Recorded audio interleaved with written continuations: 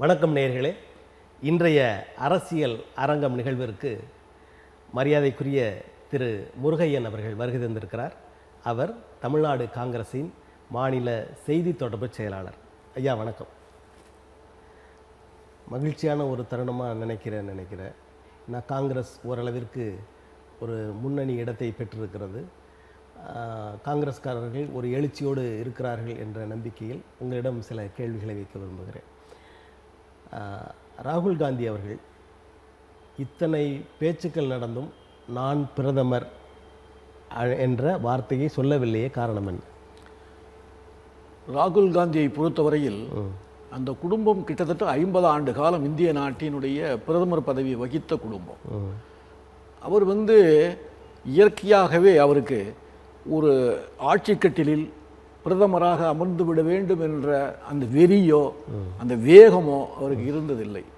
அப்படி இருந்திருக்குமே ஆனால் டாக்டர் மன்மோகன் சிங்கினுடைய 2வது ஆட்சி காலத்தில் 2019 மன்மோகன் சிங் அவர்கள் ஒரு பேட்டியிலே சொன்னார், மரியாதைக்குரிய ராகுல் காந்தி அவர்கள் இந்த இடத்திற்கு அமர வேண்டும் என்றால் நான் உடனடியாக வெளியேற காத்து கொண்டிருக்கிறேன் என்றெல்லாம் கூட அந்த வாய்ப்பை எல்லாம் கொடுத்தார்கள். இருந்தாலும் கூட ராகுல் காந்தியிடம் கேட்கும்போது நான் இந்திய நாட்டு மக்களை நேசிக்கிறேன், இந்திய நாட்டு மக்களை நான் அணுகி அவருடைய நிலைமைகளை அறிந்து கொள்ள விரும்புகிறேன், இந்திய நாட்டு மக்களுடைய மனநிலையை நான் அறிந்து கொள்ள விரும்புகிறேன். அதற்கு தான் இந்த நடைபயணம் போனாரா? ஆமாம், விரும்புகிறேன்.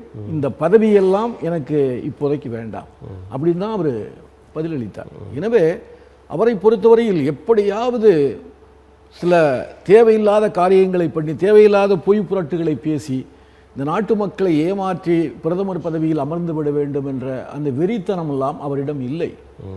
காங்கிரஸ் பேர் இயக்கம் இந்த நாட்டினுடைய சுதந்திரத்துக்காக பாடுபட்ட ஒரு இயக்கம். அந்த மாபெரும் இயக்கம் அழிந்து விடக்கூடாது. அந்த இயக்கம் இந்த நாட்டில் இருக்க வேண்டும். ஆளுங்கட்சியாகவோ எதிர்கட்சியாகவோ இருக்க வேண்டும். இந்த நாட்டுக்கு ஆளுங்கட்சியாக இருந்தும் பல திட்டங்களை நிறைவேற்றி பலன்களை கொடுக்க முடியும். எதிர்கட்சியாக இருந்தும் பல நல்ல திட்டங்களை அரசு கொண்டு வருவதற்கான முயற்சிகளை மேற்கொள்ள முடியும். அந்த உரிமையும் எதிர்கட்சி தலைவருக்கு உண்டு. ஒரு அமைச்சருக்கான அந்தஸ்து எதிர்கட்சி தலைவருக்கு உண்டு. ஏன்னா அவங்க அந்த சமுதாயத்துக்கு எதிரான சில காரியங்களை, சில திட்டங்களை, சில சட்டங்களை கொண்டு வரும்பொழுது அதை கடுமையாக எதிர்க்க வேண்டிய இடத்தில் இருப்பது பலம் பொருந்திய எதிர்கட்சி. அதனால நம்ம ஆளுங்கட்சியாக இருந்தால் நாம் கொடுத்த வாக்குறுதிகளை நிறைவேற்றுவது எப்படி என்பதை பற்றியெல்லாம் யோசிக்க வேண்டும்.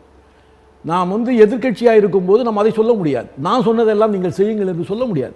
ஆனால் அவர்கள் செய்வது இந்த நாட்டு மக்களுக்கு தேவையான நல்ல விஷயங்களாக இருந்தால் அதை நாம் ஏற்கலாம்.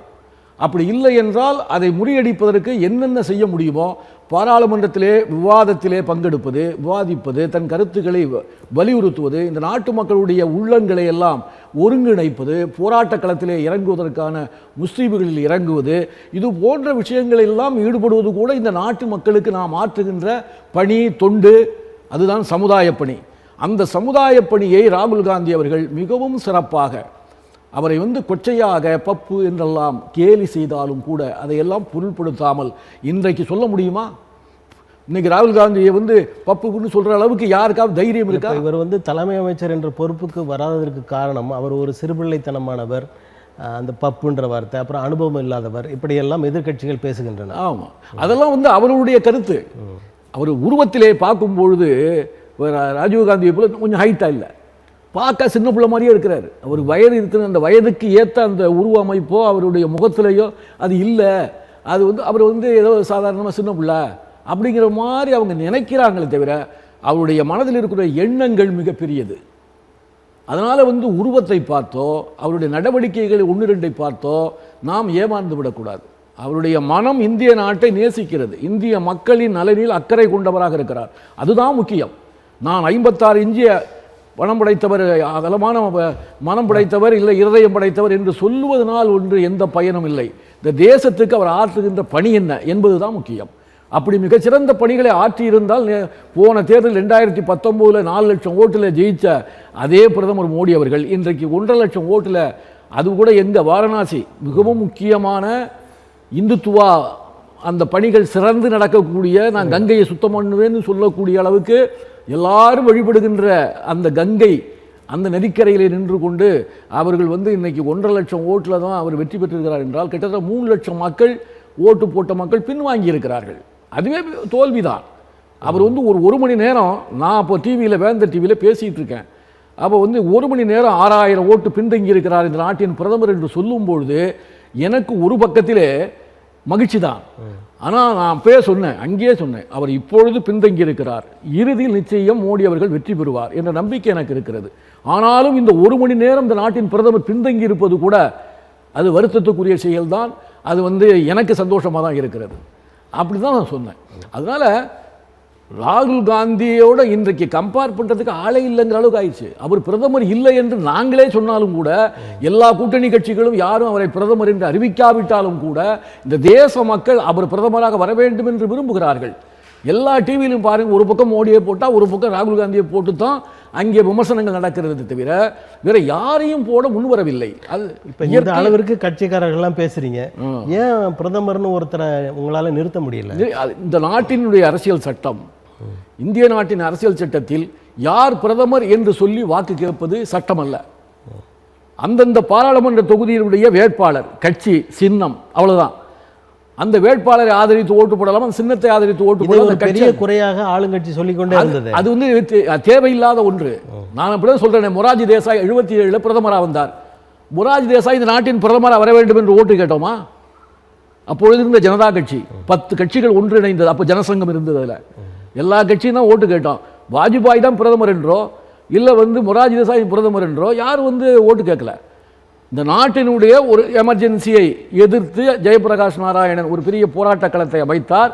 அதை ஆதரித்து பல கட்சிகள் ஒன்று சேர்ந்தன. அது வந்து இந்திரா காந்தி கொண்டு வந்த எமர்ஜென்சியை வந்து தவறு என்று மக்கள் முடிவு செய்தார்கள்.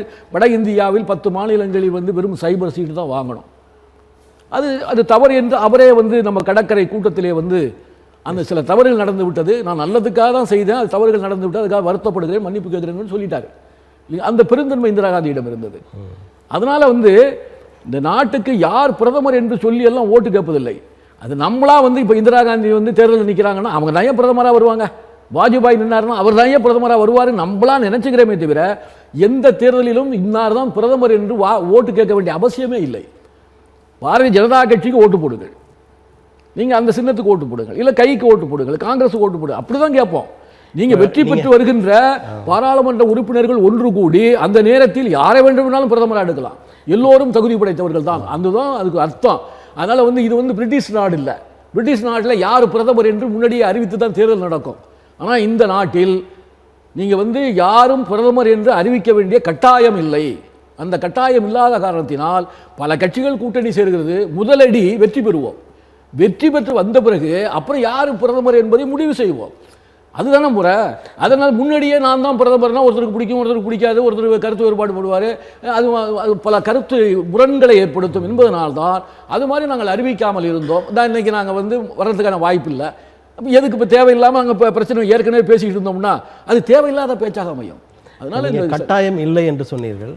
அதை ஏற்றுக்கொண்டாலும் கூட காங்கிரஸுக்கு வாக்களியுங்கள் என்று சொல்வதை விட ராகுல் காந்தி அவர்கள் தலைமை அமைச்சராக போகிறார், அவருக்கு வாக்களிங்கள் என்று சொல்லியிருந்தால் இன்னும் கூடுதலாக இடங்கள் கிடைத்திருக்கும் என்பது மக்களின் பார்வையாக இருக்கிறது. இல்லை இல்லை, எங்களுக்கு அதில் நம்பிக்கை இல்லை. காங்கிரஸ் கட்சிக்கு வாக்களித்தால் நீங்கள் வந்துங்க அந்த கூட்டணியிலேயே வந்து அகில இந்தியாவும் பறந்து விரிந்து கிடக்கின்ற ஒரு மாபெரும் தேசிய இயக்கம் வந்து காங்கிரஸ் தான்.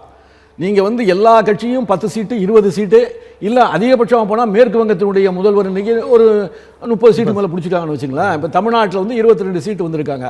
அது மாதிரி தான் இருக்கும், 30 20 தான் வரும். இன்றைக்கி நாங்கள் குறைந்தபட்சம் 100 சீட்டு வந்திருக்கிறோம்.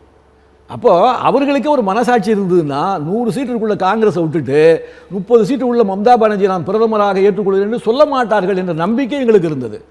அதனால் முதல்லையே பிரச்சனை பண்ணிக்கிட்டு இருக்க வேண்டாம், முதல்ல நம்ம ஜெயித்து வருவோம். ஜெயித்து வந்த பிறகு 100 சீட்டை விட்டுட்டு யார் இப்போ தேவகவுடா இருந்தார், எத்தனை சீட்டு இருந்தது அவர்கிட்ட? 15 சீட்டு இருந்தது. தேவகவுடா நாட்டின் பிரதமராக வந்தார். சந்திரசேகருக்கு எத்தனை சீட்டு இருந்தது? ஒன்றும் இல்லை. ஐக்கிய குஜரால் எத்தனை சீட்டு இருந்தது? ஒன்றும் இல்லை. ஐக்கிய குஜரால்லாம் எங்கள் கட்சிக்காரர் தான். அதனால் வந்து அவர் ஐக்கிய குஜரால் பிரதமர் ஓட்டு கேட்டால் போடுவாங்களா யாராவது? இல்லை.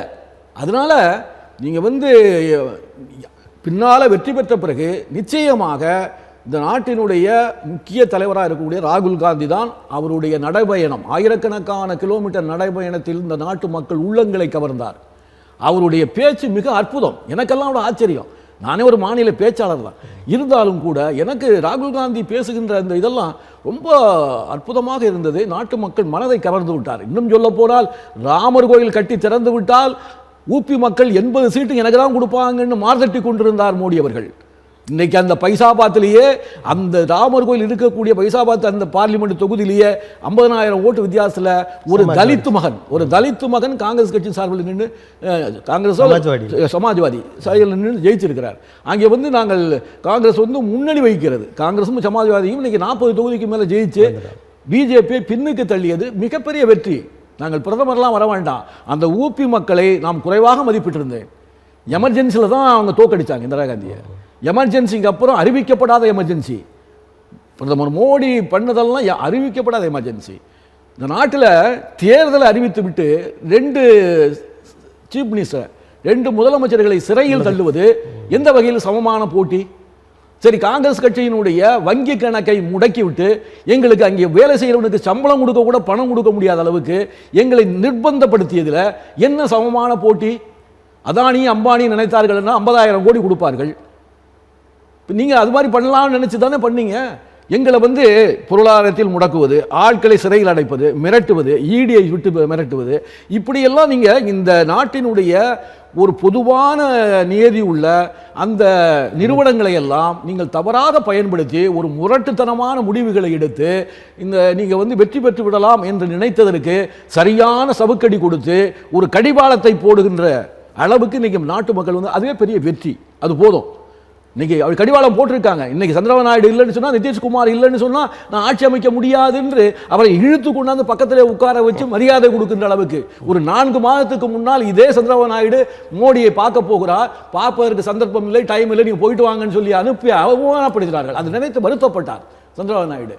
இன்னைக்கு ஒரு 6 மாதத்துக்குள்ள அவரை இழுத்து கொண்டாந்து பக்கத்தில் உட்கார வச்சு அவரை நீங்கள் மரியாதை கொடுக்க வேண்டிய கட்டாயத்துக்கு தள்ளியது. அதுதான் ஆண்டவன். நானும் இந்து தான், நான் ஆண்டவனை நம்புகிறேன். அதுதான் ஆண்டவன் செயல்கிறது. இப்போ நரேந்திர தாமோதரதாஸ் அவர்கள் நிறைய சிரிச்சு பார்க்குறோம். அது என்ன மாதிரி சிரிப்பது? அது வந்து இந்த சிரிப்பது, இந்த சிரிப்பு மக்களை கொச்சைப்படுத்துகின்ற சிரிப்பு. தான் இறைவனின் ஏஜெண்ட், நான் இறைவனுடைய படைப்பு. என்ன, நான் எங்கள் அப்பா அம்மாவுக்கு போகிற இன்னொருத்தரின் ஆதரவை எதிர்பார்த்து காத்து கொண்டிருக்கிற நேரத்தில் அவருடைய மகிழ்ச்சியை பெரிதாக காட்டிக்கொள்கிறார்களே, அதில் என்ன உள்ளே இருக்கின்றது? உள்ளே இருக்குன்னு சொன்னால் இவங்க 2 பேரும் ஆதரவு கொடுக்கலன்னு சொன்னால் நம்ம வந்து இந்த பீடத்தில் 23 ஆண்டு காலம், 13 ஆண்டு காலம் குஜராத் முதலமைச்சர், 10 ஆண்டு காலம் இந்திய நாட்டின் பிரதமர், இந்த 23 ஆண்டு கால அந்த சுகபோகம் இருக்கு பாருங்க, பதவி சுகம் தனக்கென்று ஒரு விமானம் யாரும் வைக்கல. அது மாதிரி எல்லாம் ராஜீவ் காந்தி எல்லாம் அப்படி எல்லாம் வைக்கல. 1.5 லட்சம் 2 லட்சத்துக்கு சாப்பாடு. ஆமா, ஒரு நாளைக்கு 4 ட்ரெஸ் மாத்துறது. இதெல்லாம் இந்த சுகபோக வாழ்க்கை. ஒரு சாதாரண டீ வித்தன், ஒரு டீ வித்தன் இல்ல டீ கடைக்காரருடைய பிள்ளை அப்படின்னு சொல்லிக்கிறாரு. அதாவது தன்னை பத்தி இறக்கி பேசிட்டு அந்த வாழ்க்கை நீங்கள் வாழ்ந்து காட்டி இருக்க வேண்டும். பெருந்தலைவர் காமராஜர் எப்படி வாழ்ந்தார் பார்த்தோம் இல்லையா? அவர் இறக்கும் பொழுது ஒரு 38 ரூபா பணமும் ஒரு 5-6 செட்டு கதர் சட்டை தான் இருந்தது இல்லைங்களா? அப்படி ஒரு தலைவன் இருந்தார். நீ அது மாதிரி நீ வாழ்ந்து காட்டியிருந்தால் மோடியை நாம் கூட ஆதரிக்கலாம், தப்பு இல்லை. நாம் வந்துங்க காங்கிரஸ் தான் அப்படிங்கிறதெல்லாம் இல்லை.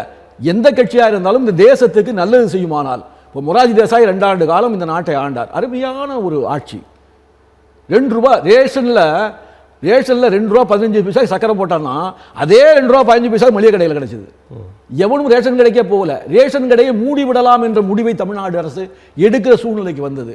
1 ரூபாய்க்கு ஜனதா சாப்பாடு போட்டு எல்லாருக்கும் உணவளித்தார்கள். அது அருமையான ஒரு நல்ல 2 ஆண்டு காலம் ஆண்டாலும் ஒரு பொற்காலமான ஆட்சியை ஆண்டவர் மொராஜி தேசாய். அதனால் நான் காங்கிரஸ்காரங்க இருந்தாலும் மொராஜி தேசாய் ஏன்டா பொழுது பேசுறதுக்கு இல்லை. நல்லது செய்தால் வரவேற்போம். இதே மோடி கூட மிக சிறப்பாக ஆட்சி செய்தால் பரவாயில்லப்பா, நல்லா தான் பண்ணுறாரு, மக்களுக்கு தேவையானதெல்லாம் பண்ணுறாரு, நம்ம செய்ய மறந்ததையெல்லாம் அவர் பண்ணுகிறார் அப்படின்னு சொல்லியிருக்கலாம். ஜவஹர்லால் நேருவை கிண்டல் பண்ணுவதற்கு உனக்கு என்ன யோகிதை இருக்கிறது? ஜவஹர்லால் நேருலாம் போய் கிண்டல் பண்ணலாமா? அவர் இறந்து பல ஆண்டுகள் ஆகிட்டது.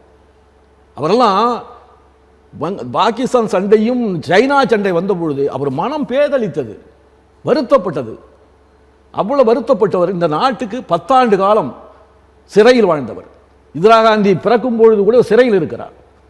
அது மாதிரி ஒரு 10-11 ஆண்டு காலம் சிறையில் வாழ்ந்து இந்த நாட்டுக்காக 5 ஆண்டு திட்டங்களை போட்டு இந்த நாடு ஒருவேளை சாப்பாட்டு கூட வழி இல்லாமல் ஒரு குண்டூசி கூட செய்ய தகுதியற்ற நாடாக இந்தியா வெள்ளைக்காரன் வெளியேறிய போது இருந்ததை நிலையை மாற்றி இன்றைக்கு நாங்கள் ராக்கெட் விடுவோம், அணுகுண்டு வெடிப்போம்.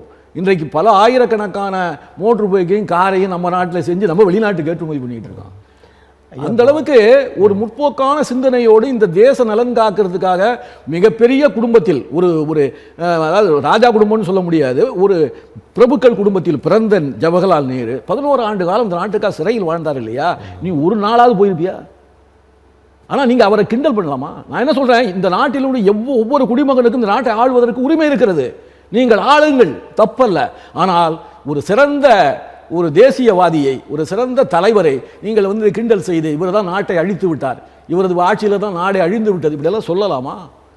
அதனால் நீங்கள் வந்து மோடியினுடைய ஆட்சி சிறப்பாக இருக்குமானால் நல்லது தான். இப்போ கூட வந்திருக்கிறாரு, இப்போ ஆண்டவன் ஒரு கடிவாளத்தை போட்டு அவரை அமர வைக்கிறார். 2 கடிவாளம் போட்டுருக்கு. அந்த கடிவாளம் இல்லை, ஒரு கடிவாளம் போனாவோட ஆபத்து தான். கடிவாளம் போட்டப்பட்டிருக்கிறது. இந்த கடிவாளத்தை போட்டிருக்கார் ஆண்டவன். நம்மளை வந்து நீங்கள் வந்து ராமர் காப்பாற்றுவாருன்னா இங்கே ராமர் கோயிலை திறந்தீங்க, ராமர் காப்பாற்றலன்னு இங்கே வந்து பூரி ஜெகநாதர் ஜெய் ஜெகநாதர் அப்படிங்கிறீங்க. நீங்கள் அப்படியே கடவுளை மாற்றிக்கிட்டே போகிறீங்க. சரி பரவாயில்ல, நீ உங்கள் இஷ்டம். அது தேர்தல் நடத்தை விதிமுறைகள், அதில் வந்து கடவுளையோ மதத்தையோ இனத்தையோ பேசக்கூடாது. அப்படி பேசிய நரேந்திர தாமோதரதாஸ் அமித்ஷா அவர்களை இந்த காங்கிரஸ் கட்சி வேடிக்கை பார்த்து கொண்டு இருக்கவில்லை. தேர்தல் ஆணையம் எடுக்க வேண்டிய நடவடிக்கை எடுக்கவில்லை. தேர்தல் ஆணையத்துக்கு கிட்டத்தட்ட 3000 ரிப்போர்ட்டுகள் கொடுத்துருக்கிறோம். இந்த தேர்தல் ஆணையம் அவர்களால் நியமிக்கப்பட்ட நபர்கள். என்ன இப்போ ஒரிசாவோட தேர்தல் அந்த முடிவுகள் மாறியதற்கு காரணம் அவர்கள் பேசிய பேச்சு தான். அவருடைய பேச்சு அங்கே மட்டும் எடுபட்டதுங்க. ஏன் தெரியுமா? அவர் இந்த தமிழ்நாட்டில் தேர்தல் நடப்பதற்கு முன்னால் அதை பேச்சை பேசியிருந்தாருன்னா இப்போ வாங்கியிருக்கிற இந்த சதவீத ஓட்டு கூட பிஜேபிக்கு விழுந்திருக்காது. தமிழ்நாட்டில் ஓட்டு வாங்கி முடிச்சுட்டாங்க, எலெக்ஷன் முடிஞ்சு போச்சு, இனிமேல் தமிழ்நாட்டு மக்கள் ஓட்டு நமக்கு தேவையில்லைன்னு மோடி முடிவெடுத்து விட்டார். எடுத்த பிறகு என்ன சொல்றார்? இந்த நாட்டை ஒரு ஒரிசா மகனோ ஆளலாம், ஒரு தமிழன் ஆளலாமா? அவர் நான் ஏதாவது சொன்னாரா?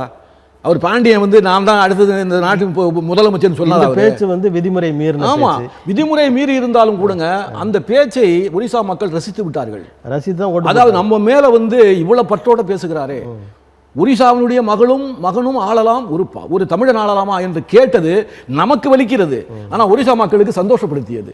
ஆஹா, நம்ம மேல உள்ள பற்றோட பிரதமர் பேசிவிட்டார், அவருக்கு ஓட்டு போடுங்கய்யா, அவர் ஆண்டது போதும். நவீன் பட்நாயக் 25 ஆண்டு காலம் ஆண்டாரியா, என்னத்தை அவர் வயசாகி போச்சியா, இனிமே ஆள முடியாதுயா, இனிமே வந்து பாண்டியன் தான் நம்மளை ஆழ்வார் போல் தெரியுது அவர் சொன்னது மாதிரி. அதனால வந்து இந்த சான்ஸை வந்து நம்ம விட வேண்டாம், நம்ம மோடி மன நிம்மதியை கொடுப்போம் அப்படின்ட்டு ஓட்டு போட்டாங்க. இதை தேர்தல் ஆணையம் வந்து எந்த செவி கொடுக்கவே இல்லை. நீங்கள் எத்தனையோ போராட்டங்களில் நிறைய மனுக்கள்லாம் கொடுத்துட்டீங்க. இந்த நாட்களில் நீங்கள் ஏன் அதை மறுதேர்தல் நடத்த வேண்டும் என்று கோரிக்கை வைக்கக்கூடாது? மறுதேர்தல்லாம் ஒரு சாத்தியம் இல்லாத ஒன்றுங்க. நீங்கள் வந்து அவர் இடத்தை சொல்லி ஓட்டு வாங்கிட்டாங்க. ஒன்றும் நடக்கலைங்க. தேர்தல் ஆணையத்தை நிறுவும் பொழுது, கமிஷனர்களை நியமிக்கும் பொழுது அங்கே முறை தவறி சுப்ரீம் கோர்ட் நீதிபதியும் ஒருவராக இருக்க வேண்டும் அந்த செலெக்ஷன் கமிட்டியிலன்னு சொல்றதுக்கு பதிலாக சுப்ரீம் கோர்ட் நீதிபதியை விரட்டி விட்டுட்டு நீங்கள் ஒரு பிரதமர் சொல்லுகின்ற ஒரு மந்திரி, எதிர்கட்சி தலைவர் 3 பேர் மட்டும் பண்ணலாம்னா அவங்க 2 பேரும் நாங்கள் ஒரு ஆள். அப்போ யார் சொல்றது கேட்கும்? அவங்க 2 பேரும் சேர்ந்து முடிவெடுத்த கமிஷனர்கள் தான் இவங்க. அப்போ என்ன பண்ணுவாங்க அவங்க? சார், நீங்கள் ஒரு பிரதமர் வந்து தவறாக பேசுகிறார், மத ரீதியாக பேசுகிறார் என்று நான் குற்றம் சாட்டினால் தேர்தல் ஆணையம் நேரடியாக மோடிக்கு தான் வந்து நோட்டீஸ் கொடுக்கணும். யாரு கொடுத்தாங்க? கட்சிக்கு நட்டாகிட்ட கொடுக்குறாங்க. இது சரியா? இது அதை பாருங்க, நான் வந்து ஒருதலைபட்சமாக பண்ணவில்லை, நான் சமமாக தான் நடத்துகிறேன் என்று சொல்லுவதற்காக ராகுல் காந்தியுடைய பேச்சை எதிர்த்து காங்கிரஸ் கட்சி கார்கே கொண்டு போய் இது கொடுக்குறாங்க இல்லைங்களா? இது வந்து தேர்தல் கமிஷன் நடத்த வேண்டிய வேலையா இது? சரி, நீங்கள் கர்நாடக தேர்தல் ஜெய் பக்ரீன் போட்டு சொல்லி ஓட்டு போடுங்கன்னு சொன்னாங்க இல்லையா? அதுவே தப்பு இல்லையா? எல்லாம் தப்பு. தேர்தல் கமிஷனும் தவறாக நடந்திருக்கு. உங்கள் கையாளாகாத தனத்தினால தான் அந்த தேர்தல் கமிஷனை மாற்ற முடியல. தேர்தல் கமிஷன் வந்து தவறாக ஏற்படுத்தினா அந்த தேர்தலையும் ஒன்றும் பண்ண முடியலையே. ஒன்றும் பண்ண முடியாது சார். நீங்கள் சொல்லுங்கள் வழி வேணா நீங்கள் வேணா வழி சொல்லுங்கள். இல்லை சார், தேர்தல் கமிஷனை அந்த சுப்ரீம் கோர்ட்டை ஏற்றுக்கிறது இல்லை. இப்போ சுப்ரீம் கோர்ட்டுக்கு நான் போகிறோம்னா தேர்தல் கமிஷன் வந்து அமைத்த முறை குறிப்பிட்டு இந்த விதமான பேச்சுக்களால் தான் ஒரியாவில் பாரதிய ஜனதா கட்சி வென்றது, ஆகவே அதை தடை செய்ய வேண்டும் அல்லது மாற்ற வேண்டும் என்று சொல்லி நீங்கள் ஏன் கோர்ட்டுக்கு போகல? இல்லை, நாங்கள் வந்து எத்தனையோ விஷயங்களுக்கு கோர்ட்டுக்கு போனால் கூட 2 விஷயங்களில் ஒத்துக்கிட்டான். ஒன்று தேர்தல் பத்திர விதி, அதை சுப்ரீம் கோர்ட்டு குட்டு மேலே குட்டு வச்சு அதை திருத்தினாங்க. அது கரெக்ட், வெளியிட சொன்னாங்க. முடிஞ்ச கதை விடுங்க. அது ஒண்ணு. இப்போ இந்த 7.5 லட்சம் 7.5 லட்சம் கோடி நாங்க வந்து அவங்க கமிஷன் வாங்கிட்டாங்க, 7.5 லட்சம் கோடி கொள்ளடிச்சிட்டாங்க, சிஏஜி அறிக்கை கொடுத்ததுல அதுல வந்து ஏதாவது சுப்ரீம் கோர்ட்டோ ஏதாவது வந்து ஒரு கமிஷன் போட்டு அதை விசாரிக்க வேண்டும் என்று சொன்னார்களா? இப்போ 2G வந்தது. 2G வந்த உடனே மன்மோகன் சிங் சுப்ரீம் கோர்ட் என்ன சொன்னுச்சு? கமிஷன் போட்டு விசாரிங்கன்னு சொல்லி அவங்க 2 பேரையும் கனிமொழியையும் இவரையும் ராஜாவையும் தூக்கி உள்ள வச்சோம்ல. உள்ள வைக்க சொன்னா வச்சுதான் ஆகணும். சுப்ரீம் கோர்ட் கட்டுப்பட்டோம்ல. இந்த சுப்ரீம் கோர்ட்டு இப்பொழுதுக்கு ஏன் செய்யவில்லை? ஏன் அதுக்கெல்லாம் வந்து ஒரு கோரிக்கை வைக்கவில்லை? ஏன் ஒரு கமிஷனை போடவில்லை? என்னன்னா எல்லா அரசு நிறுவனங்களும் ஒருங்கிணைந்து மோடிக்கு ஜால்ரா போடுகிற அதிகாரமிக்க நிறுவனங்களாக மாறிவிட்டது தான் இந்த நாட்டின் தலையெழுத்து. இப்போ அதிகாரம் குறைக்கப்பட்டு விட்டது. இப்போ நீங்கள் அதுக்கு எதிரான வேலைகளை செய்யலாம் தானே? நிச்சயமா செய்வோம். பார்லிமெண்ட் கூடின பிறகு பாருங்க பார்லிமெண்ட் எப்படி நடக்கிறது. இந்த ஆட்சி 6 மாதமா 1 வருஷமா என்னங்கிறதெல்லாம் அப்புறம் பார்ப்போம். அவர் உண்மையிலேயே இப்போ 4% இஸ்லாமிய மக்களுக்கு நாங்கள் வந்து இடஒதுக்கீடு கொடுப்போம் என்று சந்திரபாபு நாயுடு வாக்குறுதி கொடுத்திருக்கிறார். இது வந்து பிஜேபிக்கு உடன்பாடா? இல்ல. சரி, நிதிஷ்குமார் ஜாதிவாரி கணக்கெடுப்பு எடுத்து அதுக்கு தகுந்தவர் 50% இடஒதுக்கீடை விட தாண்டி இடஒதுக்கீடு கொடுக்கணும்னு ராகுல் காந்தி சொன்னது போலவே நிதிஷ்குமார் பேசினார் இல்லையா? இப்ப ராம்விலாஸ் பாஸ்வானோட பையன் சொல்லியிருக்காருல்ல. இப்ப அவங்க எல்லாம் வந்து ஆதரவு கொடுக்குறாங்கல்ல. நாளைக்கு இதெல்லாம் நாங்கள் நிறைவேற்ற போறோம்னு சொன்னா அதை மோடி ஏத்துக்குவாரா? ஏத்துக்க மாட்டாரா? ஒன்று, இந்த கூட்டணியில் சந்திரபாபு நாயுடு நிதிஷ்குமாரும் தங்களுடைய கொள்கைகளை கோரிக்கைகளை மறந்து விட்டு பின்வாங்க வேண்டும். அல்லது மோடி வந்து தன்னுடைய இந்துத்துவா கொள்கையிலிருந்து பின்வாங்கி இதெல்லாம் அவங்க வச்ச கோரிக்கைப்பா அவர் செஞ்சுட்டு போகட்டும்பான்னு சொல்றாரா? இது யாராவது ஒருத்தர் விட்டு கொடுத்து போனால்தான் இந்த அரசு நீடிக்கும். அப்படி இல்லை என்றால் இது நிச்சயமாக இந்த ஆட்சி நீடிப்பதற்கான வாய்ப்பு இல்லை. நாங்கள் இதையெல்லாம் தாண்டிங்க நிதிஷ்குமாரையும் இவரையும் கூப்பிட்டு சந்திரபாபு நாயுடு கூப்பிட்டு நான் உங்களை பிரதமராக்கிறேன், நீங்க வாங்க எங்க கூட்டணி சொன்னாலும் வந்தாலும் வந்துருவாங்க. ஏன்னா அப்படிலாம் பேசியதாக கேள்விப்பட்டேன். அதுதான் இந்தியா கூட்டணி கூட்டத்திலேயே பாட்னாவில் நடக்கும் பொழுது அவர் வைத்த கோரிக்கை எது? நிதிஷ்குமார் என்னை பிரதமராக அறிவியுங்கள், நான் இந்த கூட்டணியை கட்டமைத்து நல்லா சிறப்பாக கொண்டு போறேன்னு சொன்னாரு.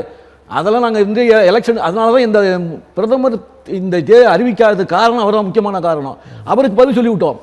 பிரதமரை வந்து தேர்தல் முடிகிற வரையில் அறிவிக்கப் போவதில்லை என்று இந்தியா கூட்டணி அப்பொழுது முடிவெடுத்தது. அதனால தான் அதுக்கப்புறம் ராகுல் காந்தியை கூட அறிவிக்கவில்லை.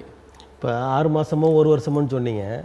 அந்த அளவுக்கு நம்பிக்கையற்றவரா சந்திரபாபு நாயுடு? நிச்சயமாக சந்திரபாபு நாயுடு எல்லாம் எங்கள் கூட இருந்தார், அவர் கூட இருப்பார், எங்கே வேணாலும் போவார், எப்போ. அதை விட இவர் ரொம்ப மோசம் நிதிஷ்குமார். அவருக்கு பேரே பல்டி குமார். அவர் எங்கே வேணாலும் போவார், இங்கே வருவார். ஏங்க இந்தியா கூட்டணியை உருவாக்கி மோடியை தோற்கடிக்க வேண்டும் என்று கங்கணம் கட்டி நீங்கள் பாட்னாவில் முதல் கூட்டத்தை கூட்டிய அவரே தலைவர். அவரே அடுத்த நாள் வந்து ஓடுறாருன்னு சொன்னால் நான் பிரதமர் அறிவிக்க மாட்டேங்கன்னா நான் போராடான்ட்டு போறாருன்னு சொன்னால் பதவி வெறி தானே. அப்போ மக்கள் சேவையில் முக்கியமான ஆள் இல்லைல்ல அவர் என்ன வேணாலும் பண்ணுவார்ல. இப்போ நாங்கள் அவரை கூப்பிட்டு நிதிஷ்குமாரே நீங்கள் தாங்க பிரதமராக ஏற்றுக்கிறாங்க, வாங்க நீங்கள் 2 பேரும் வாங்கன்னு சொல்லியிருந்தா வந்தாலும் வந்திருப்பாங்க. ஆனால் அப்படி சொன்னால் இந்த நாட்டு மக்கள் ஏற்பார்களா? தேர்தலுக்கு முன்னாலே கூட்டணியில இல்லாமல் அவர் 12 இடம் ஜெயிச்சிருந்து 18 இடம் ஜெயிச்சிருந்தா நீங்க ஒரு கொள்கையை முன்னாடி வச்சுட்டு ஒரு 5 வருஷம் ஆட்சியை பறி கொடுக்க போறீங்களா? நீங்க நிச்சயமாக நான் என்ன சொல்றேன், கொள்கை என்பது வெறும் முக்கியம், நாட்டு மக்கள் தாங்க முக்கியம். நாட்டு மக்களுடைய எண்ணத்தில் சரி, இப்போ நான் சந்திரபாபு நாயுடையோ நிதிஷ்குமாரையோ ஆசை காட்டி கூப்பிடுறோம்னு வச்சுங்க, நாட்டு மக்கள் என்ன நினைப்பாங்க? பதவி வெறி பிடித்து ராகுல் காந்தி பிரதமராக்க வேண்டும் என்ற ஆசையில் இவர்கள் வந்து இவர்களெல்லாம் பேரம் பேசி கூப்பிடுகிறார்கள். இதுதான் ஜனநாயகமா என்று இந்த நாட்டு மக்கள் மனதில் வெற்றிக்காக நீங்க 5 ஆண்டு காலம் காத்திருக்க போறீங்க. அது காத்திருந்து தான் ஆகணும். அதான் ஜனநாயகம். இந்த ஜனநாயகத்தில் சரியோ தவறோ, அவன் திருடனோ கொள்ளக்காரனோ அவன் வெற்றி பெற்று விட்டால் அதை நாம் ஏற்றுத்தானே ஆக வேண்டும். இப்போ அவர்கள் 192 இடம் 292 இடம் வந்துட்டாங்கல்ல கூட்டணியோட, அப்போ நம்ம அதை ஏற்றுக்கிட்டு தான் ஆகணும். இங்க நீ காங்கிரஸை வந்து காங்கிரஸே இல்லாத இந்தியான்னு பேசுனாங்க. கடைசியா மோடி என்ன பேசினாரு? பூத கண்ணாடி வைத்து தான் தேட வேண்டும் தேர்தலுக்கு பிறகு என்று பேசி நாடாளுமன்றத்தில் பார்வையாளர்கள் மாடத்திலாம் உட்காருவீங்க. ஆமா, இப்படியெல்லாம் பேசினார்ல. இன்னைக்கு காங்கிரஸ் என்ன ஆயிட்டு 52 இடங்கள் இருந்த இடத்துல இருந்து 100 இடத்துக்கு வந்துட்டோம். அதுவே போதும் எங்களுக்கு வந்து எங்க காங்கிரஸ் எப்படியாவது ஆளணும் என்பதல்ல, நாங்கள் 50 ஆண்டு காலம் ஆண்ட கட்சி. அதனால் அந்த பதவி வெறி எல்லாம் கிடையாது. எங்களுக்கு இந்த நாட்டுக்கு நடக்கக்கூடிய துரோகங்களை, இந்த நாட்டில் நடக்கக்கூடிய அக்கிரமங்களை கண்டிக்கின்ற இடத்தில் பலம் பொருந்திய எதிர்கட்சியாக அது நான் வர வேண்டும். அதுக்காக நாங்கள் தேர்தலில் எங்களை எதிர்கட்சியாக தேர்ந்தெடுங்க நான் சொல்லி வாக்கு கேட்போம் இல்லை. இந்த கட்சி இந்த நாட்டுக்கு தேவையான ஒரு இயக்கம், அது ஒரு பேர் இயக்கம், அது வந்து ஒரு தியாக பரம்பரையில் வளர்ந்த இயக்கம். அந்த இயக்கம் அழிந்து விடக்கூடாது. ஒன்று ஆளுங்கட்சியாக இருந்து பணியாற்றுவோம், இல்லை என்றால் பலம் பொருந்திய எதிர்கட்சியாக இருந்து ஆளுகின்ற பிஜேபியை திருத்துகின்ற அளவில் ஆளுங்கட்சியினுடைய தவறுகளை சுட்டி காட்டுகின்ற வரையில் அதாவது இடிப்பாறையிலா ஏமராமன்னன் கெடுப்பாரன் கெடும். அப்படிங்கும் போது நீ காங்கிரஸ் போன்ற ஒரு பெரிய இயக்கம் இருந்தால்தான் ஒரு தவறான முடிவுகளை எடுக்கும் போது ஒரே நாடு ஒரே தேர்தல் என்ன அப்புறம் இந்து ராஷ்டிரம் இதெல்லாம் வந்து அவங்க கொண்டு வர முடியாது. இனிமே கொண்டு வந்தால் நாங்கள் வந்து சந்திரபாபு நாயுடுகிட்டையும் நிதிஷ்குமார்ட்டையும் கேட்போம், நீங்க உண்மையிலேயே இந்த தேசத்தை நேசித்தால் இது நியாயம்தானா என்று கேட்டால் அவர்கள் அதுதான் நியாயம் என்று சொன்னால் அவர்களை பற்றி ஆந்திரா மக்களும் பீகார் மக்களும் புரிந்து கொள்வார்கள் இல்லைங்களா? இல்லைங்க தவறுங்க மோடி, நீங்க இப்படி பண்ணக்கூடாதுங்க அப்படின்னு சொன்னாருன்னு சொன்னா அவர் பக்கத்திலேயே கூட அவர் இருக்கட்டும், ஆனா நியாயத்துக்காக தலை கொடுத்து பேசட்டும் அவங்க. அதுதான் எங்க கோரிக்கை. அதனால பதவிக்காக வேண்டி எதை வேண்டுமென்றாலும் செய்யலாம் என்கிற நோக்கம் காங்கிரஸ் கிடையாது, இந்தியா கூட்டணி கிடையாது. இது நியாயத்தின் அடிப்படையில் பலம் பொருந்திய எதிர்க்கட்சி. அவர்கள் பக்கத்திலே 290 இடம் இருந்தாலும் கூட எங்களுக்கு ஒரு 250 பேர் எதிர்க்கட்சியில் உட்கார்ந்துருந்தோம்னா இன்னைக்கு நாங்கள் 233 234 சரி, இன்னும் மற்ற கட்சிகள்லாம் கூட எங்க கூட வரலாம். ஒரு 250 பேர் எதிர்க்கட்சியில் பலமா உட்கார்ந்து இருக்கும் போது அவ எந்த சார் நீங்க 500 நோட்டு 1000 ஓட்டு வந்து அந்த இது செல்லாதுன்னு சொல்லி அறிவிச்ச டிமானிட்டேஷன் இருக்க, அதை வந்து அங்கே நிதி மந்திரியா இருந்த அருண்ஜேட்லிக்கே தெரியல. அமித்ஷாவும் மோடியும் சேர்ந்து திட்டமிட்டு ஏங்க ரிசர்வ் பேங்க் கவர்னருக்கே தெரியாம ஒரு பண சம்பந்தப்பட்ட விஷயத்துல ஒரு முன் ஏற்பாடு வேண்டாமா? பணத்தை அச்சடிக்க வேண்டும், 1000 ரூபா நோட்டு அச்சடிக்கணும், 2000 நோட்டு அச்சடிக்கணும், இதெல்லாம் இருக்குல்ல. அப்போ ரிசர்வ் வங்கி கவர்னருக்கும் தெரியல, அதனால ரிசைன்மெண்ட்டை போயிட்டார் அவர், குஜராத்துக்காரர் தான் அவர். அதனால நீங்க வந்து யாருக்கும் தெரியாம ஒரு அந்த டிமானிட்டேஷன்ங்கிறத கொண்டாந்து இந்த நாட்டு மக்களை எந்த அளவுக்கு சாகடித்தார்கள். கீவில் நின்று 500 பேர் செத்தான் இல்லைங்களா? அவ்வளவு பெரிய கொடுமையான திட்டங்களை எல்லாம் இனிமே கொண்டு வர முடியாது சார். இனிமே கொண்டு வந்தா 250 பேர் மறியல் பண்ணுவான், பார்லிமெண்டே ஆடும். பாருங்க நீங்க. அது ஐயா, காங்கிரஸ் கட்சியில RSS சிந்தனை உள்ள பலர் இருக்கிறார்கள். அவர்கள் காங்கிரஸை வழிமாற்றி கொண்டு போகிறார்கள், அதன் செல்வாக்கை இழக்க வைக்கிறார்கள் என்ற செய்திகளும் வருகின்றன. இதை பற்றி தங்களுக்கு கருத்து? அது ஒரு காலத்தில் நீங்கள் சொல்லுவது உண்மைதான். RSSனுடைய பற்றாளர்கள் வந்து இங்கே இருந்தாங்க. அதுக்கு ஒரு உதாரணம், பிரணாப் முகர்ஜி இந்த நாட்டினுடைய நிதி மந்திரியாக, இந்த நாட்டின் குடியரசுத் தலைவராக காங்கிரஸ்ல இருந்து நாங்கள் ஆக்கணும். ஆனால் அவர் போய் எல்லாம் வந்து விடுதலையாகி வீட்டுக்கு போயிருக்கும்போது RSSனுடைய பேரணியை துவக்கி வைக்க போகிறார். அப்பொழுதுதான் எங்களுக்கு முழுமையாக அவர் RSSனுடைய ஆதரவாளர்கள் வெளிப்படையாக அந்த உலகத்துக்கு தெரிகிறது. அவரை போல இன்னும் எத்தனை பேர் இருக்காங்க? நிறைய பேர் இருக்கிறாங்க. ஆனால் பல பேர் இன்றைக்கு ஒதுங்கி இருக்கிறார்கள். பல பேர் வந்து ராகுல் காந்தியினுடைய பேச்சு அவர்களுக்கு சில பேருக்கு பிடிக்கல. அவர்கள் வந்து உயர் ஜாதி வகுப்புக்கு தகுந்தவாறு அவர் பேசினால் ஆதரிக்கக்கூடியவர்களாக இருக்கிறார்கள். அவர்களெல்லாம் வந்து இன்னைக்கு ராகுல் காந்தியினுடைய ரொம்ப ஒரு முற்போக்கான சிந்தனையோடு அவர் பேசுவது சிலருக்கு வந்து எட்டாக்கணியாக இருக்குது, ஒரு இது மாதிரி இருக்குது, கசப்பாக இருக்குது. அது உண்மைதான். ஆனால் அதை பற்றியெல்லாம் கவலைப்படலை அவர், அதை பற்றியெல்லாம் கவலைப்படலை. இந்த நாட்டு மக்களுக்கு ஒரு முற்போக்கு சிந்தனையோடு நல்ல திட்டங்களை கொண்டு வந்து நாட்டு மக்களாக உழைத்து நாம் போகணும் அப்படின்னு முடிவெடுத்துட்டார். அதனால் வந்து சில RSSனுடைய சிந்தனையாளர்கள் அவரை ஆதரிக்கக்கூடியவர்கள்லாம் கூட இருக்கலாம், கட்சிக்குள்ளே இருப்பாங்க. ஆனால் அதை பற்றியெல்லாம் அவர் கவலைப்படலை. நீங்கள் சொல்கிறது உண்மைதான், அது எனக்கும் தெரியும். அதுக்கு தான் நான் உதாரணம் சொன்னேன். பிரணாப் முகர்ஜியை அவ்வளோ பெரிய 2வது இடம் நம்மளுடைய பிரதமருக்கு அடுத்த இடத்தில் இருந்தவர், அவரே இன்னைக்கு போய் RSSனுடைய இதை துவக்கி வைக்கணும்னு அவருக்கு என்ன இருக்குது வேலை? எல்லாம் முடிஞ்சு ஓய்வு இருக்கிறார் வீட்டில், அவருக்கு துவக்கி வைக்கணும்னு அவசியம் இருக்குது. அப்புறம் அவர் வந்து தன்னை வந்து யார் என்பதை இந்த உலகத்துக்கு காட்டிக் கொள்ளுகிறார். அது மாதிரி தான் நிறைய இருக்காங்க. நான் அதெல்லாம் வெளிப்படையாக சொல்லக்கூடாது. இப்போ அந்த பேரெல்லாம் எனக்கு தெரியும் யாராருன்னு, அதெல்லாம் நான் சொல்லக்கூடாது. சில பேர்லாம் அப்படியே பக்குவமாக ஒதுங்கிட்டாங்க. இதை வந்து தலைமைக்கு தெரியப்படுத்தி அவர்களை களை எடுக்கணுன்ற ஒரு எண்ணம் இல்லை. களையெல்லாம் எடுக்கக்கூடாது சார், அது அவருடைய சொந்த விருப்பம். நீ RSS இயக்கத்தை ஆதரிப்பதும் எதிர்ப்பதும் சாமி கும்பிடுவதும் சாமி கும்பிடாமல் இருப்பதும் விருப்பம். அதன் மூலமா காங்கிரஸை கெடுக்கக்கூடாது. காங்கிரஸை கெடுக்கிறதுக்கு முடியாதுங்கிறது தான் இப்போ வந்து ராகுல் காந்தியினுடைய ஒரு போக்கு சிந்தனை என்று சொல்லுகிறேன். அவர் நேரடியாக RSS குற்றம் சாட்டுறாருல, அந்த தைரியம் இருக்குல்ல அவருக்கு. இன்னும் சொல்ல போனால், வெளிப்படையே சொல்ல போனால், ஒரு நான் வந்து ஒரு பூணூல் போட்ட பிராமணன் என்று சொல்ல வைத்தார்கள். ஏன்னா நீ இத்தாலிய மகனுக்கு பிறந்தவன் அப்படி என்றெல்லாம் கேவலப்படுத்திய பொழுது நான் ஒரு பூணூல் போட்ட பிராமணன் சொல்லி அவர் வந்து வடநாட்டில் வந்து அவர் பேச வேண்டிய கட்டாயத்துக்கு ஆளாக்கினார்கள். ஆனால் அப்படி சொன்னவர் அந்த ஜாதிக்காக ஏதாவது முற்படுத்தி பேசுகிறாரா? இல்லை. அப்போ அதுதான் தேவனம். நீங்கள் சார் ஒரு பிற்பட்ட இனத்திலேயோ ஒரு தலித் இனத்திலேயோ பிறந்தவன் தலித்துக்காக பாடுபடுவது என்பது இயற்கை. இவர் வந்து ஒரு முற்போக்கான ஒரு முற்பட்ட ஜாதியில் பிறந்து இன்றைக்கு சாதாரண ஏழை எளிய மக்கள் வீட்டில் போய் சாப்பிட்றாரு சார். ஒரு தலித் வீட்டில் போய் சாப்பிட்றாரு. நீங்கள் போர்ட்டர்களை கூப்பிட்டு வச்சுக்கிட்டு உங்கள் வாழ்க்கை எப்படி இருந்து கேட்குறாரு. இதெல்லாம் நீங்கள் பெருசாக சொல்ல முடியாது. ஏன்னா மனிதர்கள் எல்லாரும் சமமானவர்கள். அது மாதிரி எத்தனை பேர் நினைக்கிறாங்க? மனிதர்கள் சமமாக நினைத்திருந்தால் இந்தியாவில் இவ்வளவு பேர் பின்தங்கி இருக்க மாட்டார்கள். அந்த சிந்தனை வந்தது இங்கு தமிழ்நாட்டில் வந்திருக்கிற அளவுக்கு இந்தியாவில் வரவில்லை. தமிழ்நாட்டில் வந்து இன்னைக்கு எல்லோரும் சமம் என்று சொல்லுகின்ற அளவுக்கு தான். யாரையும் வந்து இழிவுபடுத்தி பேசிட்டு தப்பிக்க முடியாது. தமிழ்நாட்டில் அப்படி ஒரு அமைப்பு உருவாகிவிட்டது. அது காமராஜர் காலத்தில் இருந்த.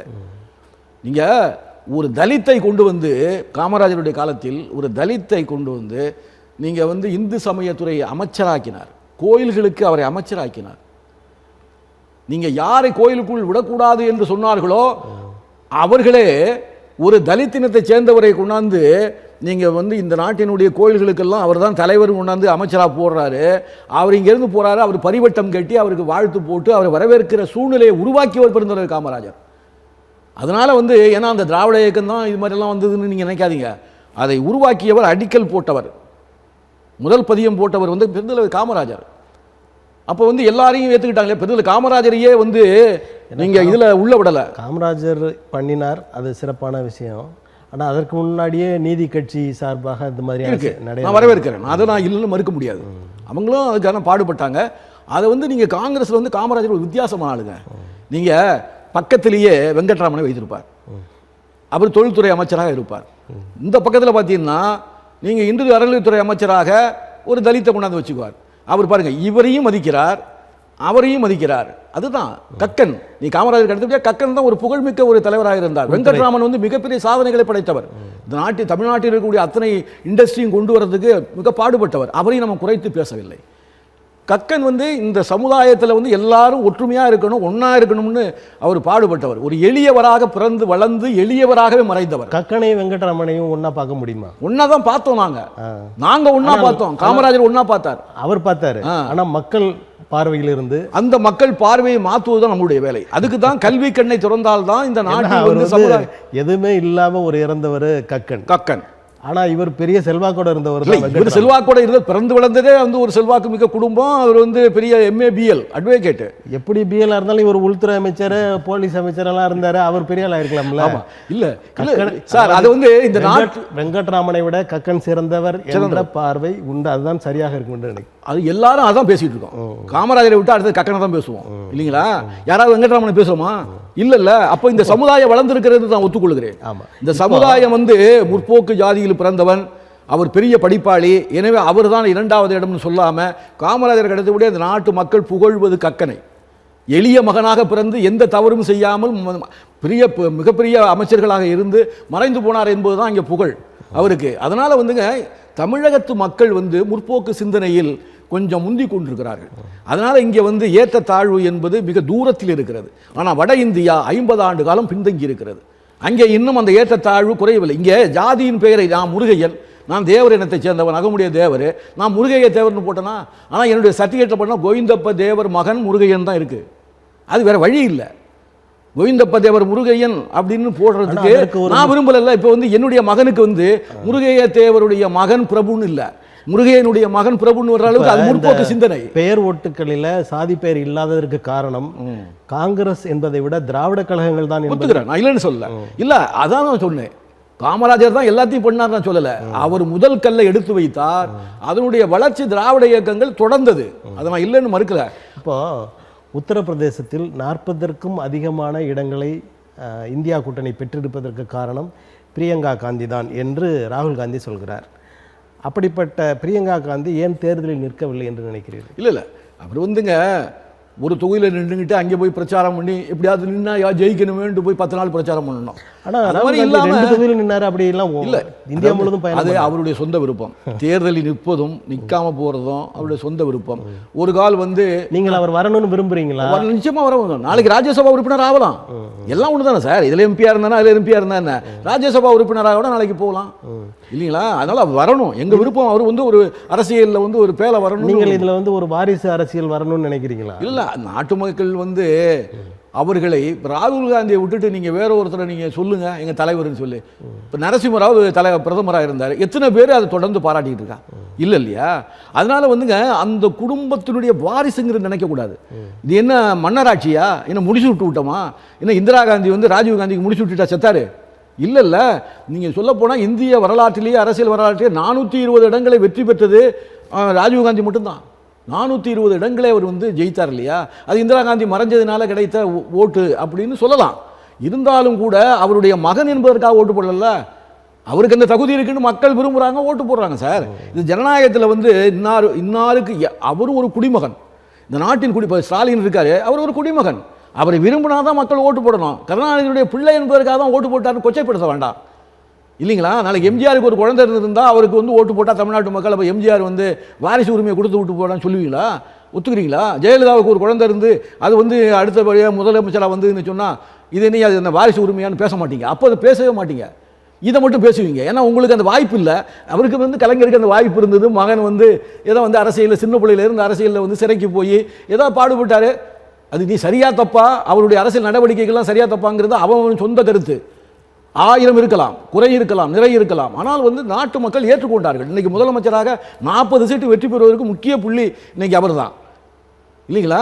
அப்போ அதனால வந்துங்க வாரிசு என்று சொல்லி கொச்சைப்படுத்தக்கூடாது. அப்படி பார்த்தா பிஜேபியில் எவ்வளோ பேர் பட்டியல் போட முடியும், என்னால் எவ்வளோ பேர் இப்படி பிள்ளைகள்லாம் வர்றாங்க இல்லைங்களா? அதெல்லாம் நீங்கள் கொச்சைப்படுத்தக்கூடாது. நாட்டு மக்கள் ராகுல் காந்தியை தான் பிரதமராக்க வேண்டும் முடிவெடுத்து விட்டால் யாராலும் தடுக்க முடியாது. அது அவங்க குடும்ப வாரிசு, இதை சொல்லியே கொச்சைப்படுத்துகிறார்கள். அது மாதிரி இருக்கக்கூடாது. தமிழ்நாட்டில் உள்ள காங்கிரஸ் கட்சியில் இருக்கிற தமிழர்கள் இவர்கள் ஈழத்தமிழர்களை ஒரு பொருட்டாக மதிப்பதில்லை, அவர்களை எதிரியாக பார்க்கிறார்கள். இன்னும் கேட்டால், அதாவது விடுதலை புலிகள் இயக்கமே இல்லை என்கிற போது அந்த இயக்கத்திற்கு 5 ஆண்டுக்கு ஒரு முறை தடை போடுவது இப்படியெல்லாம் நடந்து கொண்டிருக்கிறது சார். அதாவது அது ஒரு பெரிய கதை. அது நீ இப்போ டைம் ஆகி போச்சுன்னு எனக்கு கேட்கக்கூடாது. நீங்கள் விடுதலை புலி இயக்கத்துக்கு வந்து ஒரு வந்து இது விடை காண வேண்டும், இலங்கை பிரச்சனைக்கு ஒரு விடை காண வேண்டும். அந்த மக்களை எல்லாம் காங்கிரஸ்காரங்க ஏன் எதிரியா பார்க்குறீங்க? இல்லை, அது எங்கள் தலைவரை கொன்றதனால் அந்த மக்களை பார்க்கவில்லை, விடுதலை புலி இயக்கத்தை பார்க்கிறோம். ஏன்னா அந்த இயக்கம் தான் என் தலைவனுடைய மறைவு. அந்த இயக்கம் கொன்றதுன்றதுக்கான அதெல்லாம் இல்லை இருக்கு நிச்சயமா.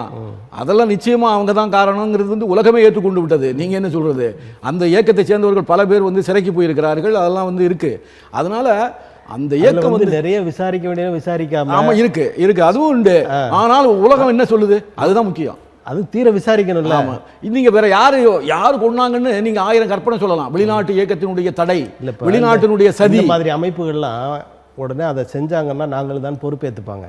ஆனா இந்த இயக்கம் பொறுப்பேற்றுக்கலையே. அந்த இயக்கத்தினுடைய பிரபாகரன் வந்து என்ன அதுக்கு சொன்னார் தெரியுமா? அது துன்பம் சொல்ல, அது ஒரு துன்பியல் நிகழ்ச்சின்னு சொன்னாரு. துன்பியல் நிகழ்ச்சினா அவருக்கு துன்பமா இருந்திருக்கு. சார் யாரோ பண்ணிருக்காங்க. இல்ல நான் தான் குற்றவாளி நான் சொல்லுவாரு. அவர் குற்றவாளி நான் ஒரு நேரடியா வந்து அவரா கொண்டாரு. அது இல்ல இப்ப சில அமைப்புகளை நாங்கள் பொறுப்பேற்கிறோம் சொல்றாங்களே. நீங்க விடுதலை புலிகள் இயக்கத்தை அது முடிஞ்சிச்சு, விடுதலை புலிகள் அது முடிஞ்சது. ஆனா இருக்கிற தமிழர்களை ஏன் இல்ல சார்? நீங்க முதல்ல வந்துங்க அங்கே உணவு தட்டுப்பாடு ஏற்பட்ட பொழுது, அந்த போர் நடந்துகிட்டு இருந்த போது, மக்கள் பட்டினியாக இருக்கும்போது இங்கேருந்து கப்பலில் வந்து முதல்ல உணவுகளை அனுப்பியது ராஜீவ்காந்தி.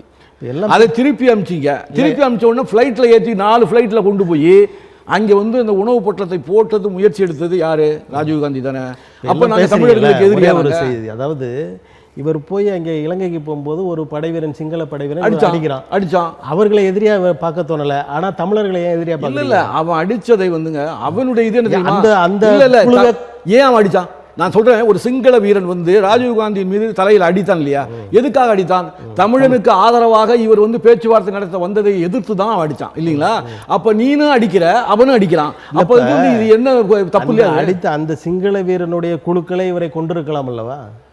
இல்ல சிங்களவனுடைய இதிலே குழுக்கள் கொண்டான்னு நீங்க சொல்லி நிரூபிங்க. மக்கள்கிட்ட வந்து நீங்க அதை கொண்டு போய் சேருங்க. நீங்க உங்களால் சேர்க்க முடிஞ்சுதா? இல்லைங்க சிங்களம் தாங்க கொண்டுட்டான் ராஜீவ்காந்திங்கிற செய்தி எங்காவது பேசி பார்த்துருக்கிறீங்களா? 2 அரசு அதிகாரமும் அந்த மாதிரி தமிழர்களுக்கு எதிரான வேலைகளை செய்யும் போது மற்ற சாதாரண மக்கள் என்ன செய்ய முடியும்? அது நீங்க மக்களிடம் சென்று போயிருக்கிற நிகழ்ச்சி, விடுதலை புலிகளால் ராஜீவ்காந்தி கொல்லப்பட்டு விட்டார், சதி செய்து கொன்று விட்டார்கள், கொலையாளிகள் பிடிப்பட்டவர்கள் எல்லாம் அவன் ஆதரவாளர் சார். நீங்க அந்த கொன்ன போது அந்த பெண் இருக்காம பாருங்க, அந்த பெண் வெளியில வந்தவங்க. நீங்க அது இயக்கத்தை விட்டு வெளியே வந்தவங்க இல்ல. நீங்க வந்து எங்களுடைய மரதம் சந்திரசேகர் வீட்டிலேயே வந்து தங்கி இருந்த ஒரு பெண். அந்த பெண் சதி செய்து இங்க வந்து தங்கி அவங்களோட ஃப்ரெண்ட்ஷிப் வச்சுக்கிட்டு அங்கே ராஜீவ்காந்தி வரும்பொழுது கூடவே போய் நின்று அந்த அம்மா தான் இங்கே கொண்டு வச்சுது இல்லையா? அப்போ அது இலங்கை பெண். அது தெரியும் அவங்களுக்கு. சோனியா காந்தி அவர்களும் ராகுல் காந்தி அவர்களும் அதை பற்றி நினைக்கலாம், அதெல்லாம் மன்னித்து எல்லாம் முடியும். அதெல்லாம் விட்டுட்டாங்க. ஆமாம், அதற்கு பிறகும் நாங்கள் ஒன்றும் பேசலையே. நாங்கள் ஒன்றும் இலங்கை மக்களை, இலங்கை தமிழர்களை இப்போ தடையை நீட்டியிருக்காங்கல்ல, நீங்கள் வந்தீங்கன்னா, அதாவது நீங்கள் ஆட்சியில் ஏறினீர்கள் என்றால் அந்த தடையை நீக்குவீங்களா? நிச்சயமாக, நிச்சயமாக. அந்த கருணை உள்ளமெல்லாம் வந்து சோனியா காந்தி கிட்டே இருக்கு, ராகுல் காந்தி கிட்டே இருக்கு. அவர் எத்தனையோ முறை வந்து அவர்களெல்லாம் மன்னித்து விட்டு விட வேண்டும் என்றெல்லாம். சரி, தமிழ்நாடு அரசியலில் நீங்கள் தொடர்ந்து திராவிட முன்னேற்றக் கழக கூட்டணியோடு இருந்து வருகிறீர்கள். ஒரு இடத்துலையே உங்களை அப்படியே தேக்க நிலையில் வைத்திருக்கிறதா திராவிட முன்னேற்றக் கழகம்? திராவிட முன்னேற்றக் கழகம் அது வந்து நாங்கள் எதிர்க்கின்ற அளவுக்கு ஏதாவது தவறுகள் செய்தால், ஏதாவது எங்களுக்கு புறம்பான வார்த்தைகளை பேசினால் நாங்கள் எதிர்க்கலாம். அது வந்து எங்களோட ஒற்றுமையாக இருக்கிறாங்க. எங்களுடைய ராகுல் காந்தியே வந்து என்னுடைய மூத்த அண்ணன் சொல்கிறார்.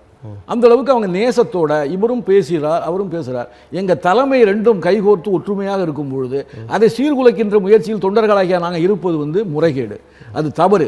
அப்படி ஒரு முறைகேடான வார்த்தைகளை பேசினாலோ, முறைகேடாக எங்களிடம் நடந்து கொண்டாலோ நாங்கள் வந்து எதிர்க்கலாம், தப்பு இல்லை. நாங்கள் அதிமுக கூட்டணியில் இல்லையா, எம்ஜிஆரோட கூட்டணியில் இல்லையா, ஜெயலலிதாவோட நாங்கள் கூட்டணி இல்லாமல் இருந்தோம்ல. அதனால வந்துங்க எங்களுக்கு திராவிட இயக்கம் ரெண்டுமே எங்களுக்கு கிட்டத்தட்ட ஒன்று தான். இப்போ அதிகமான இடங்கள், அதாவது நாடாளுமன்றத்திலேயோ சட்டமன்றத்திலேயோ உங்களுக்கு படிப்படியாக உங்கள் இடங்களை உயர்த்தாததற்கு காரணம் என்ன? அது எங்களுடைய கட்சியினுடைய பலகீனம் தான், இல்லைன்னு சொல்ல முடியாது. எங்கள் கட்சியை வந்து தலைமை வகிக்கிறவர்கள் வந்து உற்சாகமாக நல்லா வளர்க்க வேண்டும். அதை 17க்கு 17 போட்டோம்ல, இதில் கருணாநிதி 1980 நினைக்கிறேன், அதில் வந்து 17க்கு 17 பாதி இடம் அப்படியே பிரிச்சவங்க. தலைவர்கள் சரியில்லைன்றீங்களா? தலைவர் சரின்னு சொல்லல, அது வந்து நம்மளுடைய கட்சியினுடைய பலத்தை பற்றி நாமே உணர்ந்து கொள்ள வேண்டும். முன்ன இருந்த அளவுக்கு இல்லை, அந்த அளவுக்கு என்ன ஒரு சமுதாயம் மறைந்து. தமிழ்நாட்டை பொறுத்தவரை காங்கிரஸை வளர்ப்பதற்கான வேலைகளை தலைவர்கள் செய்கிறார்களா? அந்த மாதிரியான கேள்வி தொடர்ந்து இருந்து கொண்டே. 1989 மூப்பனார் தான் முதலமைச்சர் நாங்கள் போட்டி போடும்போது கிட்டத்தட்ட 28 இடங்கள் நாங்கள் ஜெயித்தோம். ஜெயலலிதா 27 இடம், அவங்க 28, நாங்கள் 27 இடம் ஜெயித்தோம் இல்லைங்களா? அந்த அளவுக்கு ஒரு 48 லட்சம் ஓட்டெல்லாம் எங்கள்கிட்ட இருந்தது. அது நீங்கள் இந்த நாட்டு சுதந்திரத்துக்காக பாடுபட்ட ஒரு தேசிய கட்சி இது. அந்த தலைமுறை மறைய இந்த கால சமுதாயம் இருக்குது பாருங்க, புதிய தலைமுறை. இந்த புதிய தலைமுறை வந்து இந்த காங்கிரஸ் பேரியக்கம் செய்த தியாகங்களை எல்லாம் மறந்து புதிதாக இப்போ நாம் தமிழர் கட்சியில் போய் சேர்றாங்க எல்லா இளைஞர்களும். அப்போ நாம் தமிழர் கட்சியை விட நாங்கள் கீழே போயிட்டோம் இல்லை. எங்களுடைய கட்சியினுடைய வரலாறு, அதனுடைய தியாகம், இதையெல்லாம் சிந்திக்கிற அளவுக்கு இன்றைக்கு இல்லை. இளைஞர்கள் ஒரு கவர்ச்சிகரமான பேச்சு, அதை செய்வோம் இதை செய்வோம் என்று சொல்லும் பொழுது அவர் பின்னால் போகிறாங்க இல்லையா? அப்படி தான் இன்றைக்கி காங்கிரஸ் கட்சியினுடைய பலம் குறைஞ்சதுக்கு காரணம் எங்கள் கட்சி தலைவர்கள் மட்டும் இல்லை, இந்த மக்கள் அதை யோசிக்க மறந்து விட்டார்கள். திராவிட இயக்க கொள்கைகளை வந்து இந்த 2 கட்சிகளும் வந்து நிறையா பேசினாங்க.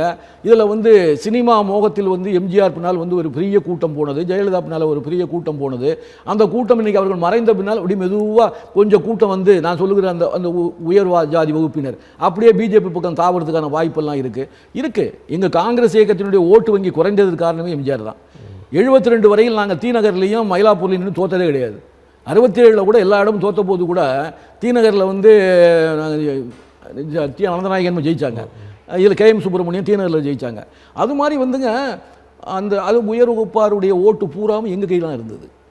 அது எம்ஜிஆர் கட்சி ஆரம்பித்த உடனே திமுகவை பிடிக்காத ஓட்டுகள் பூராமல் எங்களிடம் இருந்தது இல்லையா? அந்த ஓட்டில் பெரும்பகுதி அப்படியே எம்ஜிஆர்கிட்ட போச்சு. அதனால எங்கள் ஓட்டு வங்கி குறைஞ்சிருச்சு. இல்லைன்னு சொன்னால் திராவிட இயக்கத்துக்கு இந்த 2 கட்சியும் கூட்டி பாருங்கள், 80% ஓட்டு வந்துடும். 70% ஓட்டாவது வரும் இல்லையா? அந்த 70% வந்து அந்த திராவிட இயக்கத்துக்கு ஓட்டில் ஆரம்பத்தில் இல்லை, திமுகவுக்கு இல்லைப்போ. அது திமுக அதிமுக என்று பிரியும் பொழுது எம்ஜிஆரை அவர்கள் திராவிட இயக்க தலைவராகவே நினைக்கவில்லை. ஒரு கூட்டம், அந்த கூட்டம் வந்து கருணாநிதி வேணாம், திமுக வேண்டாம் அப்படின்னா அதிமுக ஓட்டு போடு, எம்ஜிஆருக்கு ஓட்டு போடு அப்படி நினைத்தார்கள். பெருந்தலைவர் காமராஜர் அவர்களை ஒரு பெரிய மனிதராக புகழாத தமிழர்கள் கிடையாது. அவர் செய்த செயல்பாடுகள் எல்லாம் நம்ம மக்கள் மனதில் இருக்குது. அப்படிப்பட்ட ஒருவருடைய ஆட்சியை நாங்கள் கொண்டு வருவோம், காமராஜர் ஆட்சியை திரும்ப கொண்டு வருவோம்னு சொல்லிகிட்டே இருக்கீங்களே தவிர அதற்கான எந்த விதமான நடவடிக்கை எடுத்ததாக தெரியல. நாங்கள் என்ன பண்ண முடியும்? நாங்கள் வந்து பிரச்சாரம் பண்ண முடியும், மக்களிடம் சொல்ல முடியும், அதை மக்கள் ஏற்க வேண்டும். காமராஜர் ஆட்சியோடு இப்பொழுதுள்ள ஆட்சிகளை கம்பேர் பண்ணி பார்க்கணும், அதனுடைய வித்தியாசத்தை புரிஞ்சுக்கணும். இவங்க என்ன நல்லது பண்ணியிருந்தால் இருக்கட்டும், தப்பு ஒன்றும் இல்லை. நீங்கள் இல்லைன்னு சொன்னால் காமராஜர் ஆட்சி தான் இதை விட சிறந்த ஆட்சி. ஆனால் காமராஜரை போல ஆளுகின்ற ஒரு திறமை மிக்க ஒரு தியாக உள்ளம் படைத்த தலைவர் எங்கள் கட்சியிலையும் வரணும்ல, எங்கள் கட்சிக்கு இருக்கணும்ல. காமராஜருக்கு ஓட்டு போட்டது வேற, காங்கிரஸுக்கு ஓட்டு போட்டது வேற. அவருக்கு பிறகு காங்கிரஸ்ல அந்த மாதிரி தலைவர்கள் வரவே இல்லை. நிச்சயமா அதில் ஒன்றும் வித்தியாசமே இல்லை. அவரை கம்பேர் பண்ண முடியாது சார். எந்த கட்சியிலையும் தலைவர் இல்லை. அவரை நீ காமராஜரோட ஒப்பிடுவதற்கு தலைவரே இல்லை சார். அதனால தான் நீ காமராஜரை எல்லா கட்சியும் ஏற்றுக்குது. நீங்கள் எங்களுக்கு முரண்பட்ட காமராஜர் வீட்டில் தீ வைத்த அந்த பிஜேபி தலைவர்கள் கூட காமராஜரை சொல்லாமல் அவர் போவதில்லை இல்லையா? அப்படின்னா அவர் வந்து மக்கள் மனங்களை வென்ற தலைவர் சார். அவர் அது எதிர்கட்சி ஆளுங்கட்சியெல்லாம் இல்லை. காமராஜர் வந்து ஒரு தெய்வ பிரதிநிதி. இந்த சமுதாயத்துக்கு, இந்த தமிழ் சமுதாயத்துக்கு தெய்வத்தால் அனுப்பப்பட்ட ஒரு தெய்வ பிரதிநிதி. என் வீட்டில் நான் சாமி கும்பிட்றோனோ இல்லையோ, காமராஜர் படத்தை வச்சு தான் கும்பிட்றேன். அதுதான் என்னுடைய நிலைப்பாடு. நான் ஒரு பக்தன். அப்படி இருக்கும்பொழுதுங்க அவரை நான் மற்ற எல்லாரையும் நான் குறைச்சி மதிப்பிடுறேன்னு சொல்லாதீங்க. பட் காமராஜர் ஒரு உன்னதமான தலைவர். அவரோட ஒப்பிடுவதற்கு இந்தியாவில் யாருமே இல்லை. இன்னும் சொல்ல போனால் உலகத்தில் மிகச்சிறந்த உத்தமமான தலைவர்கள் ஒரு 100 பேரை எலெக்ட் பண்ணாங்க போன மாதம் நினைக்கிறேன். அதில் இருக்கு இந்தியாவில் தேர்ந்தெடுக்கப்பட்ட ஒரே நபர் காமராஜர். அதுவும் தெரியுமா 100 பேரில் நம்பர் 1. அப்படி ஒரு தலைவர் உலகத்திலே இல்லைன்னு உலக நாடுகள் சொல்லுது சார். இப்போ தமிழ்நாடுல ஏற்கனவே இருந்த அமைச்சர்களில் ஒருவர் வேலுமணி அவர்கள், நாங்கள் பாரதிய ஜனதா கட்சியோடு இருந்திருந்தால் நிறைய இடங்களை பெற்றிருப்போம் என்று சொல்கிறார். இதை பற்றி உங்கள் கருத்து என்ன? அவர் கட்சியை அவரே கொச்சப்படுத்திக்கிறார். அப்படி சொல்லக்கூடாது சார். எங்கள் கூட இருந்திருந்தால் இவ்வளோ இடம் ஜெயிப்போம் அது சொல்லக்கூடாது. நீங்கள் முயற்சித்தீர்கள், உங்கள் கட்சியை முயற்சிக்கிறது. உங்களோட சேர்ந்தால் நம்ம ஒரு 10 சீட்டு வரலான்னு பிஜேபி நினச்சிருந்தால் வந்திருப்பாங்க. நீங்கள் அங்கே நான் எல்லாத்தையும் திறந்து வச்சுருக்கேன், ஜன்னல் திறந்து வச்சுருக்கேன், கேட்டை திறந்து வச்சுருக்கேன்னு சொன்னாங்கல்ல, அப்போ போக வேண்டியதானே நீங்கள். அப்புறம் அண்ணாமலை உங்கள் தலைவரை பற்றி கொச்சைப்படுத்தி பேசியது உண்மை. அது பேசிய பிறகு நான் எப்படி போய் நான் அவரோட சேர்ந்து ஓட்டு கேட்பேன் அப்படின்னு நீங்கள் நினைக்கிறீங்க. சரி, அந்த கொள்கையில் நின்றுங்க. அதில் நின்று எங்கள் கட்சியினுடைய இதை நாங்கள் பலப்படுத்துவோம், மீண்டும் அடுத்த தேர்தலில் வெற்றி பெறுவோம், இதுதான் உண்மை. அதனால் எங்கள் தலைவர்களை கொச்சைப்படுத்தி விட்டு அவர்களால் எங்களுக்கு 10 பேர் எம்பி ஆகிட்டது பெருசு இல்லை. என் தலைவன் எம்ஜிஆர் தான் முக்கியம், என் தலைவி நம்ம ஜெயலலிதா தான் முக்கியம். அவர்களுடைய கௌரவத்தை குறைத்து விட்ட அண்ணாமலையோடு நாங்கள் இணைந்து நின்று போராடி நாங்கள் 10 எம்பிக்கள் சீட்டை வாங்கினா கூட அது எங்களுக்கு நல்லதல்ல. அதை முடிவெடுத்தோம், நாங்கள் எடுத்த முடிவு சரியானது, அந்த முடிவில் உறுதியாக இருப்போம்னு சொல்கிறது தான் ஒரு கட்சிக்கு நியாயம். அவன் வேணா அப்புறம் வழியேக்க வரட்டும். நீங்களே காலில் போய் விடுவீங்களே, நீங்களே சேர்ந்துருந்தோம்னா 35 இடம் வந்துருப்போனா. ஒன்றும் கிடையாது. 2019 எல்லாரும் ஒன்றா சேர்ந்து தானே இருந்தாங்க. ஒரு இடத்த தவிர எங்கே 38 இடம் ஜெயிச்சோம்ல. அதனால் நீங்கள் ஒன்றா சேர்ந்து நிற்கும் போது இந்த மக்களுடைய மனநிலை மாறும். நான் அது வெளிப்படையாக உடைக்கட்டுமா? நீங்கள் அதிமுக தனியாக நிற்கும் பொழுதுங்க தலித் ஓட்டுகளில் ஒரு பகுதி அவருக்கு வரும், கிறிஸ்தவ முஸ்லீம் ஓட்டுகளில் ஒரு பகுதி அதிமுகவுக்கு. அவர் பிஜேபி விட்டு வந்துட்டாருப்பா, அதை நம்பினவங்க. ஒரு முஸ்லீம் கட்சி கூட போய் கூட்டணி பேசுனுச்சுல்ல, பேசுனுச்சுல்ல. அப்போ அந்த நிலை எப்போ வந்தது? அவர் வெளியே வந்ததுனால தான் வந்தது. அதனால ஒரு 1000 ஓட்டு கிடைச்சிருக்கட்டும் சார், அந்த 1000 ஓட்டு அவர் கிடைத்த பரிசு தானே. அதனால ஒரு குரூப் ஓட்டு திமுகவுக்கு 6% ஓட்டு குறைஞ்சிருக்கு. போன தேர்தலை விட 56, இப்போ 46, 53, 6% ஓட்டு குறைஞ்சிருக்குன்னு சொன்னால் அது அதிமுகவுக்கு கொஞ்சம் போயிருக்கலாம் இல்லைங்களா? அப்போ இந்த சிறுபான்மை ஓட்டுகளில் ஒரு கொஞ்சம் நம்மளை பிடிக்காதவன், திமுகவை பிடிக்காதவன், காங்கிரஸை பிடிக்காதவன், அப்படியே அதிமுக ஓட்டு போட்டிருப்பாங்கல்ல. அப்போ என்ன அர்த்தம்னா, நீங்கள் உள்ளே இருந்தீங்கன்னா பிஜேபி ஓட்டு ஒரு 4% உங்களுக்கு வரும். ஆனால் உங்களுக்கு ஆதரவாக இருந்த சிறுபான்மை ஓட்டு, தலித் ஓட்டு வெளியே போயிடும்.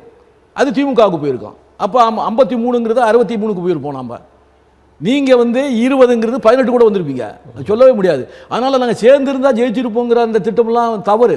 நீங்கள் சேரும்போது மக்கள் மனநிலை வேற மாதிரி வரும். சேராமல் இருக்கும்பொழுது ஒரு குறிப்பிட்ட ஓட்டு உங்களுக்கு கிடைக்கும்.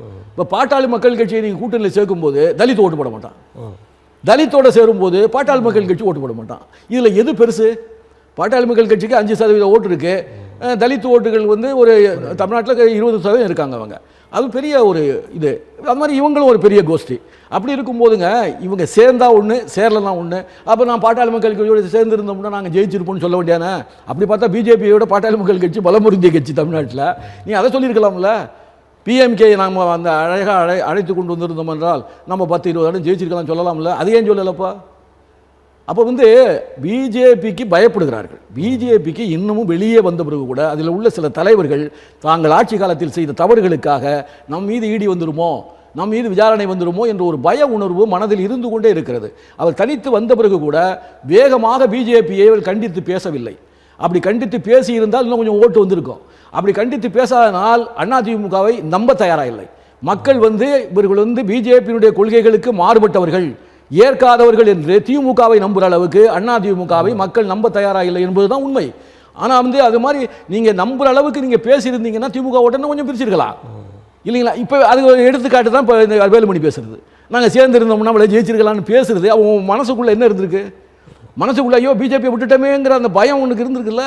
அவருக்கு அண்ணாமலைக்கு எதுவும் அது நீங்க 1000 கதை பேசுங்க, அவங்க கட்சி உள்கட்சி பிரச்சனையில் போய் நம்ம ரொம்ப ஆழமா பேசுவது எனக்கு நியாயமா இருக்காது. தமிழ்நாட்டை பொறுத்தவரை ஜெயலலிதாவிற்கு பிறகு தேர்தல் எல்லாம் தோற்றுக்கொண்டே இருக்கிறது அதிமுக. அதற்கு காரணம் என்ன? அண்ணா திராவிட முன்னேற்றக் கழகத்தின் எதிர்கால நிலை எப்படி இருக்கும்?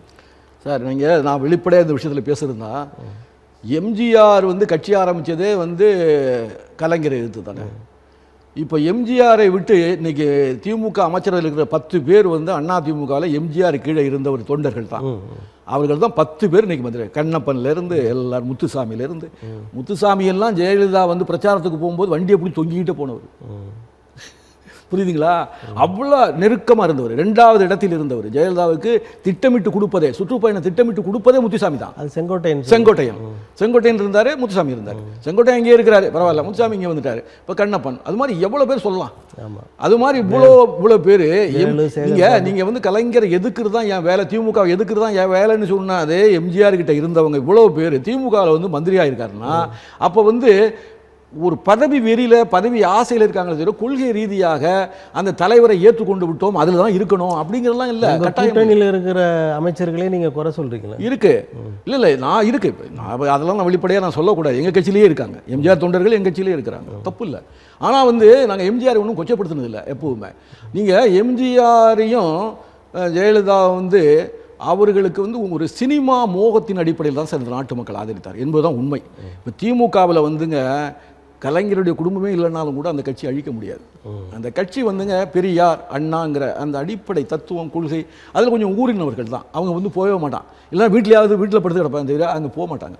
அது ஒரு மாதிரி. ஆனால் எம்ஜிஆர் மதத்திலையும் எம்ஜிஆர் அவர்கிட்ட இருந்து அவருடைய சினிமா மோகம், சினிமா கவர்ச்சி, அவருடைய ரசிகர்கள் கூட்டம் தான் பெரிய அளவில் அவர் கூட இருந்தது. அதை தொடர்ந்தவர் ஜெயலலிதா. இப்பொழுதைக்கு அவர்களை அவர் மாதிரி ஈடு கொடுக்குற தலைவர் யாருமே இல்லை. அது ஓபிஎஸ்ஆர் இருக்கட்டும், இபிஎஸ்ஆர் இருக்கட்டும், யாருமே அவர்களை அந்த ஈர்க்கக்கூடிய சக்தி, மக்களை ஈர்க்கக்கூடிய சக்தி அவருக்கு 2 பேர்கிட்ட இருந்தது. அதனால தான் எல்லாரையும் தோக்கடித்து அவருக்கு தலைவராக இருந்தார். இன்றைக்கி அந்த சக்தி அதிமுக இல்லைங்க. இப்போ தெரியுமா, எப்படியாவது எம்ஜிஆர் வச்ச அவர் காப்பாற்றிய அந்த கட்சியை நாம் எப்படியாவது காப்பாற்றி விடணும்னு நினைக்கக்கூடிய தீவிர தொண்டர் இருக்கான் பாருங்க, அந்த தியாக உணர்வோடு இருக்கான் பாருங்க, அவ தான் அதிமுக இன்னைக்கு நீடிச்சுக்கிட்டு இருக்காங்க. அது ஒரு மைனாரிட்டி. சார், 2 கோடி தொண்டர்கள் இருக்கிறதா சொல்கிறீங்களா? எவ்வளோ ஓட்டு வாங்கியிருக்கீங்க? அப்போ உன் தொண்டனே உனக்கு ஓட்டு போடலன்னு ஒத்துக்கிறீங்களா? பொய் தானே அது. ஒன்று, நீங்கள் 2 கோடி தொண்டன் இருப்பதாக சொல்லுவது பொய் என்று ஏற்றுக்கொள்ளுங்கள். இல்லை என்றால் என் தொண்டனே எனக்கு ஓட்டு போடவில்லை, என் தொண்டனே என் பேச்சு கேட்கவில்லை என்றால் பொதுமக்கள் எப்படி உன் பேச்சை கேட்பான்? அது தப்பு தானே. இன்னைக்கு எவ்வளோ வாங்கியிருக்கீங்க? எவ்வளோ ஓட்டு? 88 லட்சம் வாங்கியிருக்கிறீங்க. எங்கே 1.5 கோடி தொண்டை எங்கே போனால்? இப்போ 2 கோடி 16 லட்சம் நீங்கள் எங்கே போனாங்க? இதெல்லாம் பொய் சார். சும்மா தவறான ஒரு சொல்லை சொல்லியிருந்ததாலே மக்கள் ஓட்டு போட்டு விடவில்லை. அதனால் அதிமுக அழிந்து கொண்டு போவது என்பது இயற்கையான ஒன்று தான். அது எந்த அளவுக்கு, எவ்வளோ நாளைக்கு அது நீடிக்கும், எவ்வளோ நாளைக்கு அது போகுங்கிறதெல்லாம் சொல்ல முடியாது. அவங்க நினைக்கிறாங்க மறுபடியும் நமக்கு மக்கள் ஓட்டு போட்டு விட்றாங்க. அதாவது அவங்க நம்பிக்கை என்ன தெரியுமா? திமுக மீது மிகப்பெரிய அதிருப்தி ஏற்படும் போது, இந்த ஆட்சி மீது மிகப்பெரிய வெறுப்பு ஏற்படும் போது, அதுக்கு மாற்றாக ஓட்டு போடுவதற்கு வேறு கட்சியே இல்லைன்னா, ஒன்று காங்கிரஸ் இருக்கணும், இல்லைன்னா பிஜேபி இருக்கணும். இந்த கட்சிகள்லாம் பலமாக இல்லை, இவங்களெல்லாம் தோக்கடிக்க முடியாது, அண்ணா திமுகவால் தான் திமுகவை தோக்கடிக்க முடியும்னு மக்கள் ஒரு கால் நம்பினால் நம்ம வந்துடலாம். இந்த ஓட்டு அப்படியே அவர்களுக்கு போகும். அவருடைய உழைப்புக்காகவோ, அவருடைய ஈர்ப்புத்தன்மையினாலேயோ, அவருடைய செயல்களுக்காகவோ ஓட்டு போவதில்லை. திமுகவை வேண்டாம் என்று சொல்லும் பொழுது, இப்போ எப்படி பிஜேபியை வேண்டான்னு காங்கிரஸ் ஓட்டு போட்டாங்கல்ல, ஊபி மக்களே அப்படியே திரண்டாங்க சார்.